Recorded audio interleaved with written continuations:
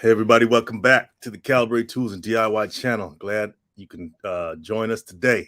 Okay, glad you can join us today. Um, Hope everybody's having a good week. Hope everyone has a good weekend. And I want to dive right into it. Okay, entrepreneurship versus employment. I want you guys to come on in the chat and tell me what you think. Are you an entrepreneur or are you an employee? By the way, there's nothing wrong with being either one. I've done it.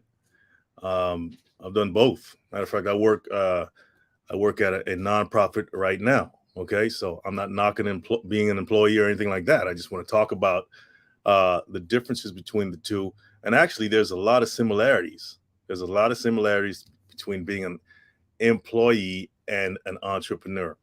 Okay, but what is an entrepreneur? You hear that word flying around all the time.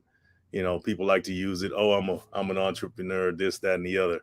But what exactly does that entail? Did you know that you can be an entrepreneur while you're working a job? Did you guys know that you can be an entrepreneur while you're working a job? They have this thing called being an intrapreneur, right?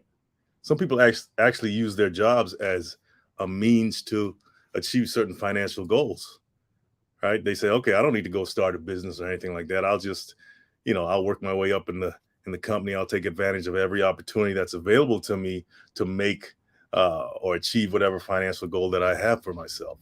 And they make investments on this, they invest in their company, things like that, or they rise up in the ranks uh, in a corporate setting, and they end up achieving their financial goals at the end of the day. Absolutely nothing wrong with that. Nothing wrong with that. Okay. On the other hand, let's just say you don't work for anyone. You actually own the enterprise yourself. You own the enterprise yourself. Well, guess what? Everything lands on your shoulders. You're responsible for everything that happens, from the people you hire, from the purchasing decisions you make, from the marketing and advertising strategies that you implement. Everything lands square on your shoulders. So if nothing or everything's going wrong, guess what? You can't. At the end of the day, you're going to be the one that everyone's looking at. Okay, but the flip side to that is when everything's going right. When everything's going right, you're the man, you're the woman, whatever. Okay, so but at the end of the day, you're still working for somebody, regardless of whether you're a quote unquote entrepreneur or an employee. Which obviously you're answering to somebody. You're punching the clock or you're whatever, right? But even at the top of the food chain, you're still answering to someone, and that someone would be the customer, your target market, right? You got to answer to them. And if they're not liking what you're doing, then guess what? You can't go home and call in sick and say, okay, I'll come back tomorrow. My clients are still going to be there. If you lose them, sometimes they're not coming back. If you don't correct your ways or try to find out whatever the problem is. Because at the end of the day, it's all about troubleshooting, right? You got to troubleshoot things. Things are going to go wrong. That's the name of the game. That's the name of the game. So, guys, this live is brought to you by Calibrate.com. Okay, Calibrate.com. We promote tools. Okay, and on this channel we promote tools, trades, home improvement, DIY, all that stuff. Okay, that's what this is about. Think about, now that I bring up the trades, is if you decide to become an entrepreneur in the trades, you're pretty much off and running. There's so much demand for skilled tradesmen out there, tradesmen and tradeswomen out there, that you can buy you a truck, depending on whatever trade it is, plumbing, uh, electrical, welding, anything like that. You can just buy you a truck, buy you some equipment, and even with a limited amount of skills, okay, even with limited skills in certain trades, you don't have to become a journeyman to go out there and start your own outfit and make money. Okay. Welding, for instance, you can learn basic welding skills and go out there and start making money right away. Right away. I'm talking about building fences, things like that. Doesn't take long at all. and it's up to you. It's up to you to charge a fair market rate. And if they're going to pay for it, well, I mean, talking about thousands of dollars versus uh, $18 an hour. You can come straight out of school and charge somebody a couple $1,000s to do a job, depending on what the job is, versus going to get a job and sometimes waiting to even touch a welding machine, right? Because a lot of times you come out of welding school, for instance, you come out of a trade school, and you don't start actually doing the trade right away. You start doing menial tasks, helping out as a helper or laborer or something like that. Just waiting for your turn until they say, "Hey, come on, let's start this. Let's start you on this right here." And it could be months down the line before you even touch whatever machinery or equipment that you were trained for, right? Because you got to go through that probationary period. You got to, they're gonna test you out and check out your work ethic, and you got to climb that tree, right? You know how it is. You got to work your way up.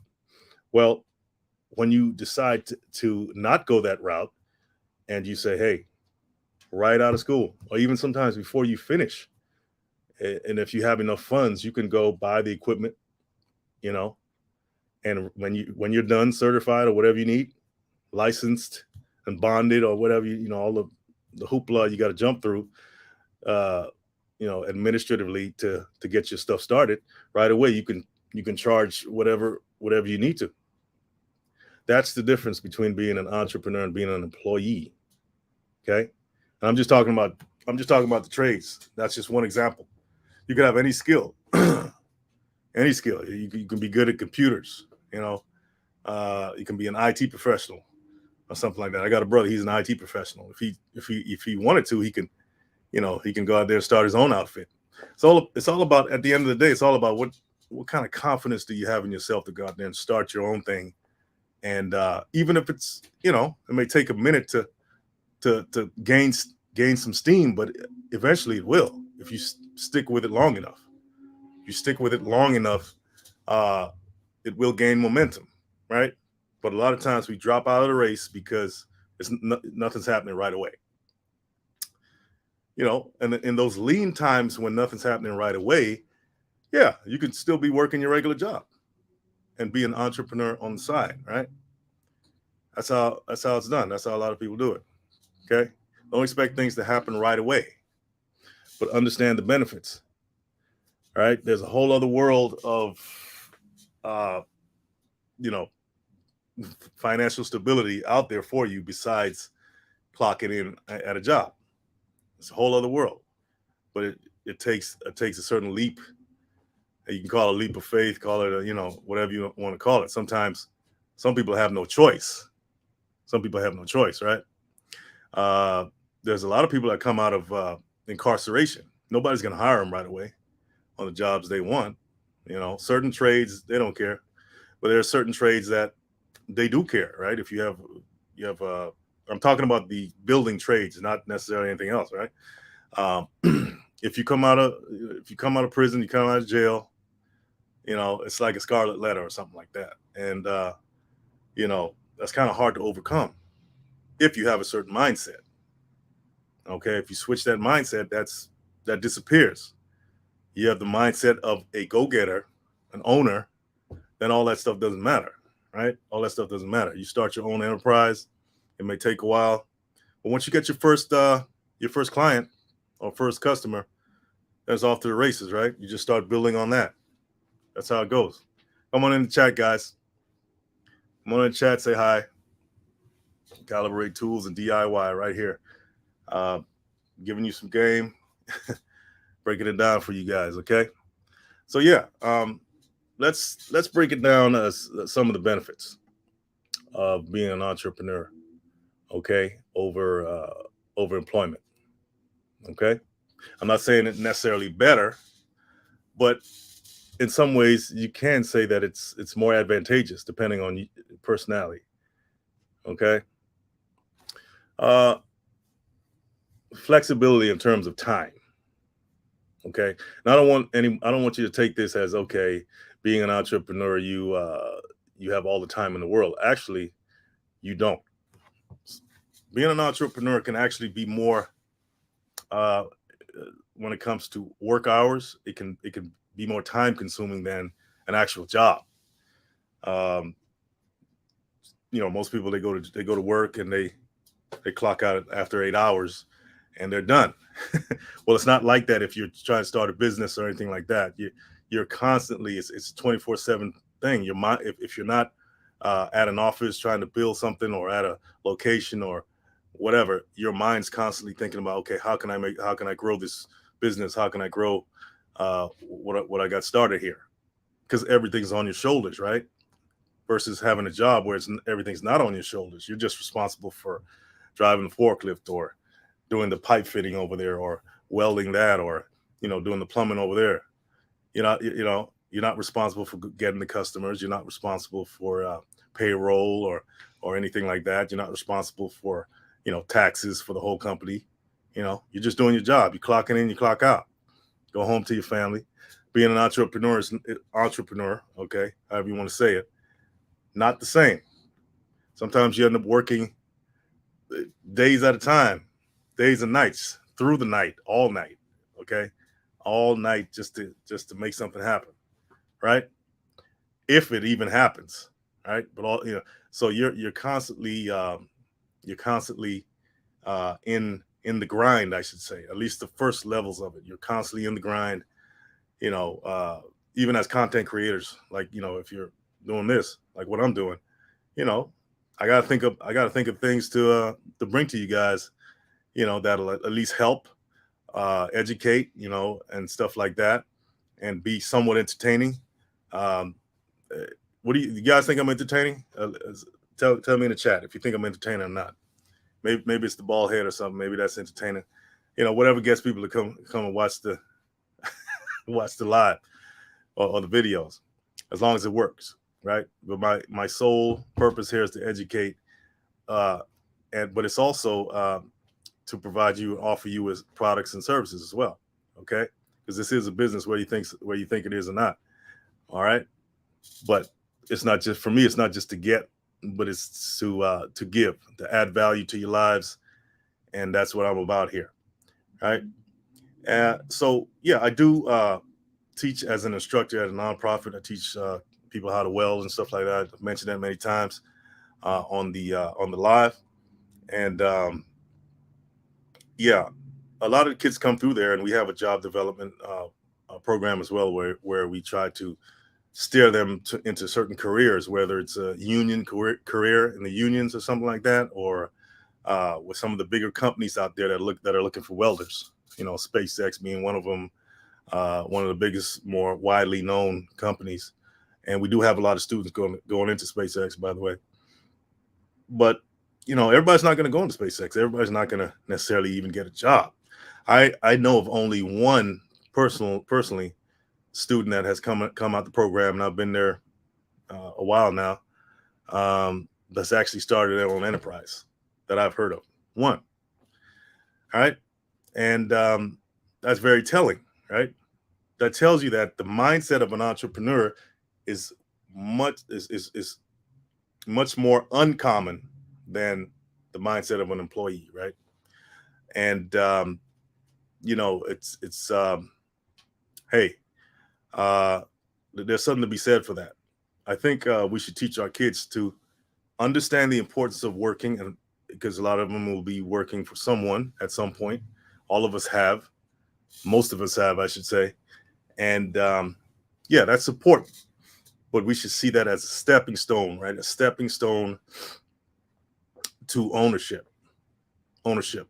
A lot of these communities that I work with, they're underserved communities, what are called underserved, underprivileged communities, right? We all know what those communities are.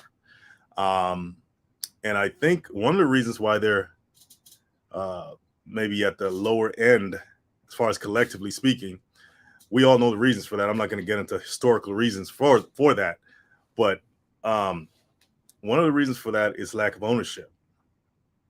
I know, yeah, I know. A lot of stuff was stolen, and all that stuff happened, right? But in today's world, we do have an opportunity to redress some of those wrongs that were done in the past that have left certain communities struggling, okay, struggling to amass wealth, right? And that's very important. There's a very, very large wealth gap in the United States. And like I said, there's historical reasons for that. One of them being the theft of land, the subjugation of certain groups of people, not allowing them to get loans.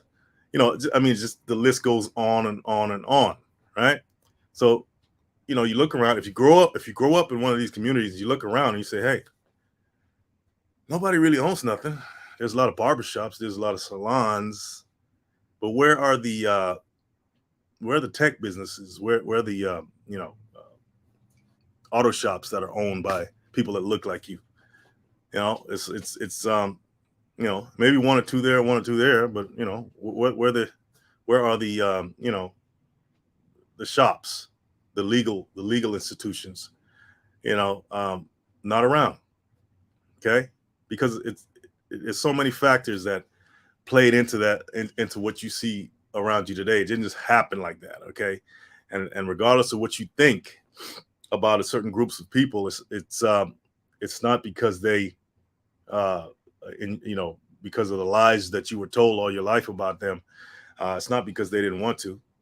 For instance, the African American community was thriving, thriving in say uh, even after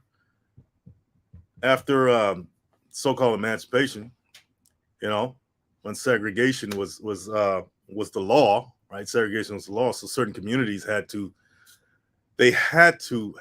own things in order to survive. They couldn't just run to you know Charlie over there and say, "Hey, Charlie, please give me a job," or go to school and get degrees and get hired. Even if they were highly educated, they couldn't, because of the laws that existed. And so it forced them to uh, work together as a people, right? Work together as a people and thrive. And they did thrive. They did thrive. Let's not forget that they did thrive. But guess what happened? Can anybody tell me what happened in the chat? These communities, they were all over the United States, okay, but they were destroyed. They were destroyed. They were destroyed because of racism. Yeah, uh, certain people didn't like them being successful, because some of these communities were more successful than they were, and they didn't like that. Yeah, I know. And so these communities were destroyed. People were killed. All this other stuff, and they were left destitute. And it really hasn't rebuilt the African American community, for example. And there are other communities that suffered similar fates. So I don't want to discount that either. Um, and remember, I'm talking about the landscape of ownership here. I'm not really getting into the whole emotional side of it here. But these things have to be laid out as facts as to why certain things are the way they are, and why certain mindsets exist today. So yeah, these communities, which numbered in the hundreds, I would suppose, all around the country, African American enclaves of successful communities, they were destroyed, every last one of them. And the sad part about it is a lot of these communities were covered up with bodies of water, lakes and stuff like that, all over the United States. Um, to be, just pretty much vanish or fade into the, you know, into the backdrop of history, right? To be forgotten and not talked about. And but these people own things. Okay, they own things. They everything you see today in your world, right, in your town, these people owned. But once again, they were destroyed. Okay, and but they knew what, they had to be entrepreneurs. They had to be entrepreneurs because they had no other choice. They had no other choice. And some of us today, like I said, if you're coming out of a situation where you have say a record or something like that coming out of jail, sometimes you have no choice but to be an entrepreneur. You have no choice but to make it on your own, and take the hard knocks and climb the tree of ownership, whatever that means, and learn as you go. That's actually one of the best, in my opinion. That's actually one of the best maturation processes anyone can go through, is to build something, right? And from scratch, and build it up to a point where it's a tree that now feeds everybody, right? You drop a seed in the ground, and it's a tree.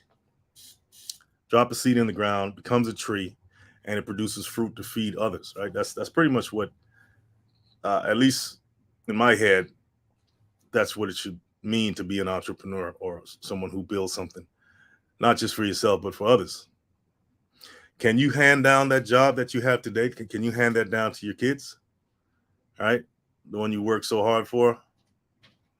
Can you hand? You may have a 401k or something like that, or you may be able to pass on to them. But that 401k, even if you pass down whatever savings you have, that's going to run out if it's not invested properly. And we all hear about, kids, inheriting, money, and then it's gone in the in a year or 2 years or something like that. All right. And they can squander even a business if you hand down a business to them. Some of them may not want to be in that business, but it, you know maybe it's not about your immediate family or your blood. Maybe it's about your community, right? It's about your community. And if you want your community to continue to be subjugated, right, then don't think about being an entrepreneur. Don't think about owning anything. Don't think about owning banks. Don't think about circulating the dollar within your community so your community can thrive and compete with other communities, right? Um, if that's your mindset, then yeah, maybe what I'm saying about entrepreneurship is not for you. But somebody has to step up to the plate. Excuse me, guys. Somebody has to step up to the plate and you know expose not only yourself but expose others around you to what it means to own something and build something, build your communities. Right? Um, I used to say, even the guy on the corner selling apples or selling flowers, or the lady on the corner selling whatever she needs to sell to make it, to pay her bills. She's an entrepreneur. She's not answering to anybody but herself. In some ways, she's more free, or at least uh, he or she is more free than someone who clocks into a job to be around people that they don't even like, right? Just to pay the bills. And so, if you see somebody on the corner selling something, like I said, maybe they had to because nobody else would hire them. But is that such a bad thing sometimes? I know everybody's not cut out to be uh, an owner, quote unquote owner, or run their own enterprise or whatever that is. But sometimes you have to, and you got to learn, right? Sometimes you have to. And I think this is the age of getting out of your feelings and understanding what the assignment is. What is the assignment? Right? Sometimes you can't say, "Oh, I don't feel like it's not who I am." No, well, no, I don't. I disagree. How many times have you been in a situation where you did something that you didn't like, but you know you had to do it, and you did it, and you did it successfully? How many? Everybody can relate to that, right? Everyone can relate to that. And then after you did it, whether you were afraid to do it or you didn't want to do it, you realize, hey, I could do it. What else can I do if I get out of my feelings? If I get out of the whole lack of confidence in myself type of thing, or the doubt? What if I get out of the world of doubt and get into the world of, do, and I start doing? And yeah, you're gonna get knocked around. I can tell you how many times I've lost money, um, large amounts of money. Okay, building what I'm building right now. Um, but guess what? I keep going, and that's the whole point. Keep going. You just write that on the wall or something. Make a sign that says "keep going." Right. As long as you have a vision, you have direction. Uh, the only time you're gonna fail is when you stop, when you give up, and say, "Oh, it's not panning out for me." I mean, we've heard stories like Colonel Sanders, the Kentucky Fried Chicken guy. He got Started in his 60s or 70s or something like that, and he became successful. But all those years before that, up to that point, he was, you know, he was making things happen. He was starting things, trying things, and that's what you got to do. You got to get out there. You got to jump in the water. You got to jump in the water and learn how to tread water at first, and then practice doing the backstroke a little later. And then next thing you know, you're swimming like a fish. And yeah, guys, I just want to kind of motivate you on this live that if you have a vision of something that you want to do, you want to start, whatever that is, go out there and do it. Take baby steps if you have to. Okay, take baby steps. Go out there and file for that LLC or that corporation. Understand the market that you want to serve. Understand that market, and whatever that is, a service or a product, put it out there on the market. See what happens. Put it out there on the market. If it's good, it might get copied. Like, I've been through that. It could be discouraging. It's like, man, I put all time and effort and money into something, and then somebody comes along. But that's actually a great lesson to learn, right? Actually, it tells you that you're on a good track. You're on a good track, and you shouldn't stop, right?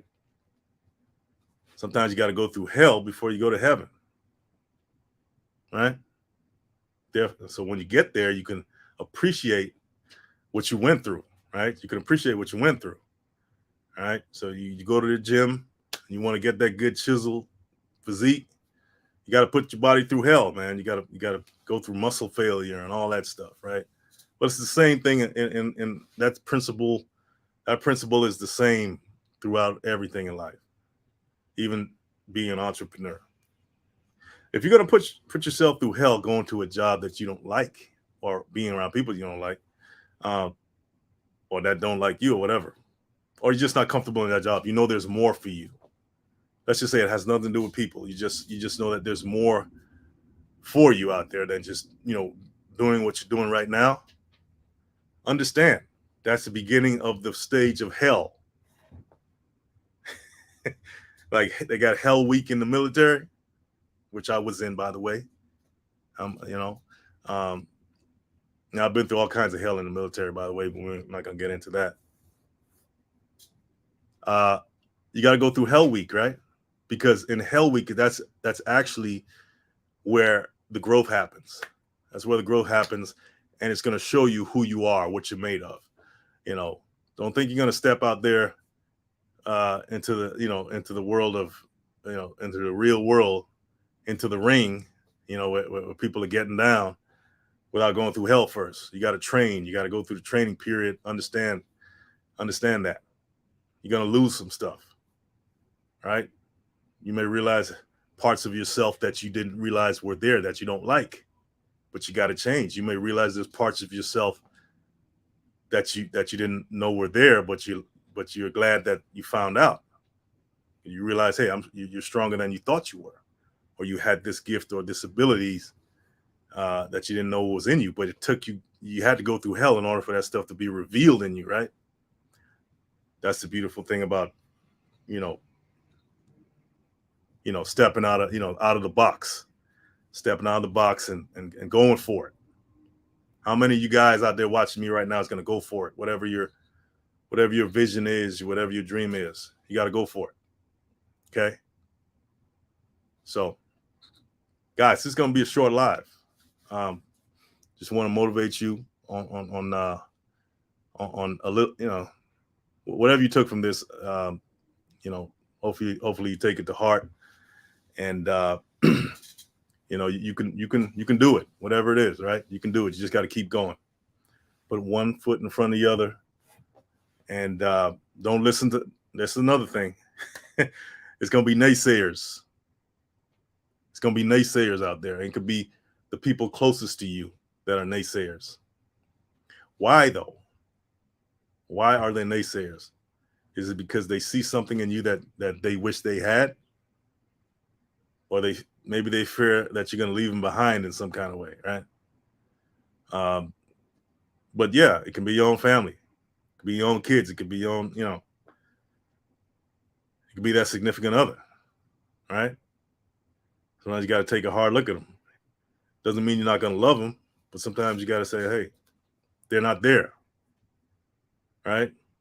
They're not, the best thing you could have around you is someone who's going to support you, who can see the vision, even if they don't understand it. They know it's important to you, right? But you're not going to, if you don't have a vision, then, who cares, right? Because one thing about a vision, if you have a vision, um, that vision will never leave you. You're going to leave it first before it leaves you. That's the most loyal thing that you can have in your life is a vision. Because once you, and it's like a person. If you have a strong relationship with your vision, then it's going to reciprocate. It's going to materialize in your life. And but if you don't have a strong relationship with it, you're wishy-washy with it. You don't spend time with it like in a real relationship, right? What happens when you don't spend quality time in a relationship? The relationship is going to be on a certain level and it may just fade away at some point, right? So you have to work on the relationship with your vision, whether that's, especially if you're an entrepreneur, right? Because it's not going to happen right away, whatever you're seeking. And even if it did happen right away, would you appreciate it as much if you didn't go through the hell that it took to achieve whatever that, the fruition of it? Are you going to, if we got everything we wanted right away, like a spoiled child, say, I want this, I want that right now, will we appreciate it? No. So it's not meant to happen right away, at least in this dimension of time and space, because certain things have to grow first in order for you to receive that. You got to grow, you got to become something else in order to be able to receive. Like if my hand is this small, like if it's that small, how can I catch a softball that big? How can I catch a ball that's that big and my hand is this small? I can't.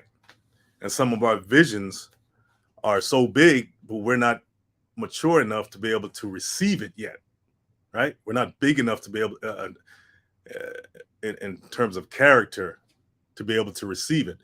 And let's just say that vision happens for us. Let's just say it does happen for us. It's one thing to catch the vision, but can you hold on to it? Can you hold on to it? It's like, okay, a lot of people, they win the lottery, they get vast sums of money, but they don't have the character to hold on to the money. Or they talk about relationships. A lot of people, they get the man or woman of their dreams, but they don't have the character to hold on to that person, and then that person leaves. So it's one thing to receive something that you always dreamed of, but can you hold on to it? That's the key. It's one thing to make money, but can you keep money? Can you keep it? Claudette, hey Claudette, how you doing? Thanks for coming on. Thank you for doing an informative live. I apologize, I haven't been very active. I'm feeling very sick, but soaking all your info in. Also, starting my little floral business was a great decision. Yes, Claudette. Thank you, Claudette, for coming in. Hope you feel better, Claudette. You will feel better. We're all gonna claim that Claudette's gonna be healthy and well right now. Claudette started a floral business. She told me about that and what she went through to keep it going, and she's very successful at it. Yeah. LA Floral Creations is the name of it. Very successful florist. Very good, by the way. Okay. So I know her story, and I admire her for, staying the course and making it happen. And when she speaks about arranging flowers and designing, she speaks with such confidence and assuredness. It's like she can do it in her sleep. And that's what you want to have.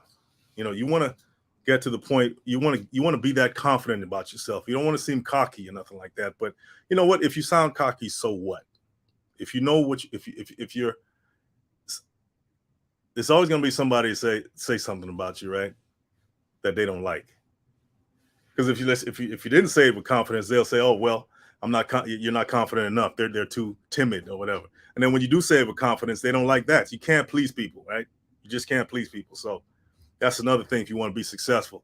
Forget forget what people say, what people think. I'm talking about your own family. I'm talking about your significant other, whoever, your own kids, whatever. They don't know the vision like you have it, right?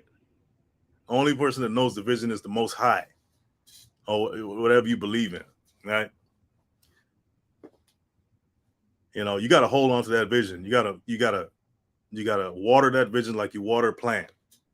If you don't water the grass, it's gonna look like a mess. If you don't water your plants, your flowers, they're not gonna reveal their true, uh, you know, their true beauty.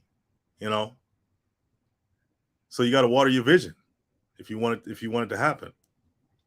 You got to every day you get up, you got to do something towards your goals, and you don't have to spend all day doing it either. You know, you just got to dedicate a certain amount of time to it, a certain amount of concentrated, focused thought and focused action on certain things. Right? It's not as hard as you think. I know I talked about going through hell and all that because there are times when you're going to be tried, you're going to be tested, but that's good. Life is a test. You're going to be tested all the time. But if you don't understand that it is a test, then it could be, it could seem like hell. But if you know, hey, you step back and you have some self-control and say, okay, look, I'm being tested right now. What do I do with this? And depending on what you do with it is how far you're going to go. Right? You can't get to the next level until you pass the previous level. And that's how, like, you go through school, right? You graduate, got to go to first grade, second grade, third grade. You can't, I know some people skip because they're so smart. They skip to seventh grade from uh, fourth grade. I think Claudette did, right? Yeah. So, um, yeah, guys. I hope I'm dropping some gems here. This is just some mindset stuff.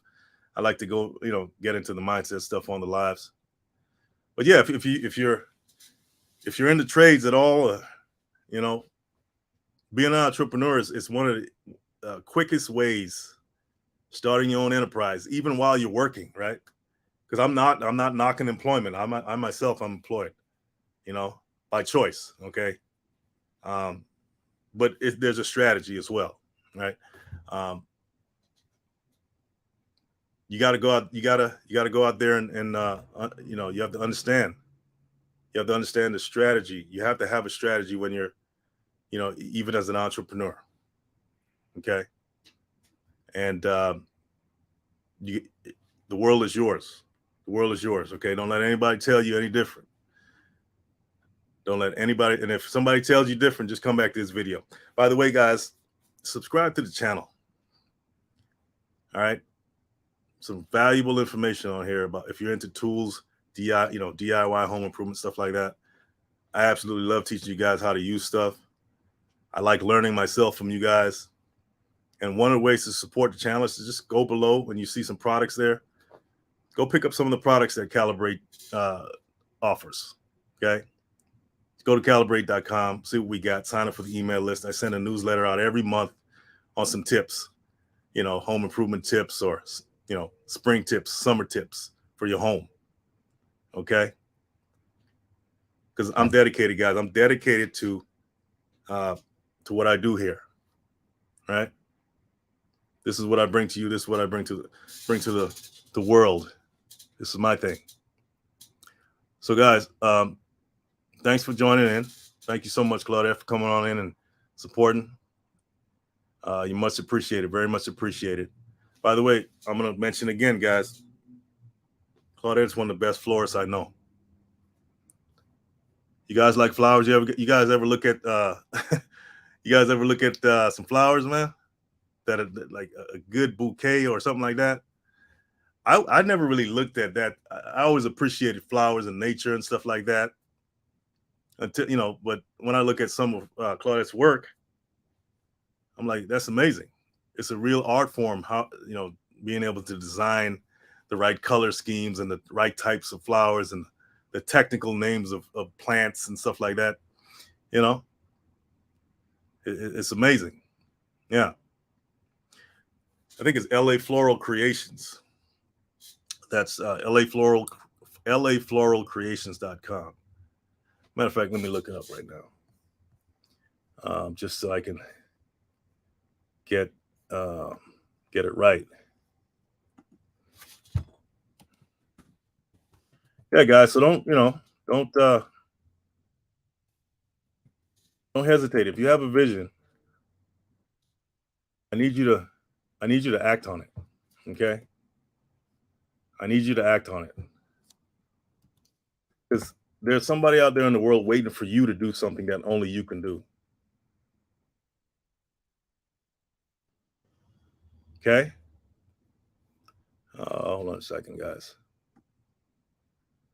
Let me see if I can. Let me see if I can get here. Put this in the. Hey guys, by the way, if you have a business or something and you come on the live, I have no problem promoting your business because you're supporting me, and I will support you. This is not a selfish thing here. This is. I want to see all of you grow. Everybody grow here. Hold on a second here. Where am I?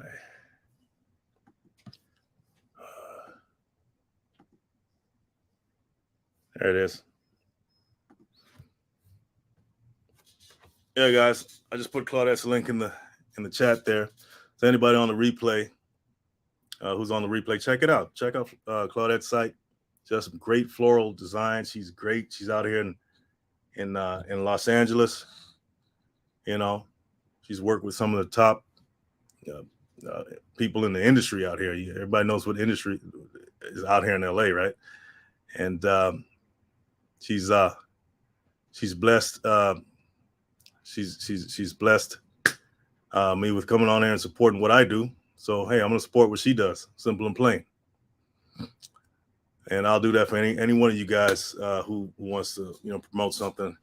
I don't have a problem putting in there in the chat and check it out. So check out Claudette's website and give her some business. Okay, give her some business. Very good. Okay, guys, I appreciate you for coming on here. Listen to me rant. Hopefully you got something out of this. And you can take with you and take certain steps in your life to advance yourself. Because the next level is just a step away. Okay, remember that. The next level is just a step away, right? All you got to do is make that move, and you'll be surprised where you can be if you just stay consistent. Just stay consistent, right? Consistency, guys. That's all it takes. Something every day, every week. Just make it consistent, and you'll be further along than where you were today. I guarantee you, because you're being consistent in something right now that's not even profiting you anything.